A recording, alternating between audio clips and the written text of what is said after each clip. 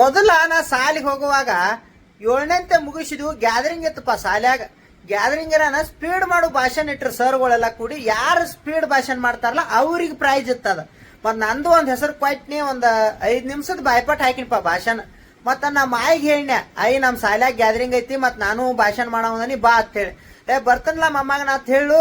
ಮತ್ ಮರ್ದನ ಐತ್ ಗ್ಯಾದರಿಂಗ್ ಬಂದ್ ನಮ್ಮ ಅಪ್ಪ ಕರ್ಕೊಂಡ ಸ್ಟೇಜ್ ಮುಂದ ಕುಂಡ್ರಿಸಿದಪ್ಪ. ನಮ್ಮ ಆಯಿನ ಕಣ್ಣಟ್ ಮಂಜ್ ಕಾಣ್ತಿದ್ದು ಚಂದಂಗ್ ನೋಡ್ಲಿಗಪ್ಪತ್ತ. ಮತ್ ನಾನು ಭಾಷಣ ಚಾಲು ಮಾಡಿನಿ. ಒಂದ್ 2.5 ನಿಮಿಷ ಭಾಷಣ ಮಾಡಿನಿ. ನಮ್ಮ ಮಾಯ ಯಾಕೋ ಬಾಳ ಅಳಾಕತ್ಲ. ನನಗೂ ಯಾಕೋ ಭಾಷಣ ಮಾಡೋ ಮನ್ಸ ಬರ್ಲಿಲ್ಲ. ಅಲ್ಲೇ ಸ್ಟೇಜ್ ಮೇಲೆ ನಿತ್ತ ಕೇಳಿ ನಾನು, ಯಾಕಾಯಿ ಬಾಳ ಅಳಾಕತ್ತಿಲ್ಲ ಅಂತ ಹೇಳಿ. ಆ ಮಾತಿಗೆ ನಮ್ಮ ಆಯಿ ಹೇಳು, ಏನಿಲ್ಲ ಮೊಮ್ಮಗನ, ಮಾನ್ಯ ನಮ್ಮ ನಾಯಿ ಮರಿ ಒಂದ ನಿನಗೈತನ ಒದಿರ ಸಾಯ್ತು, ಇನ್ನು ನಿಂದು ನನಗೇನ್ ನೇಮ್ ಹತ್ವಾತ ಅಂದ್ಲ. ಖರೇನಾ?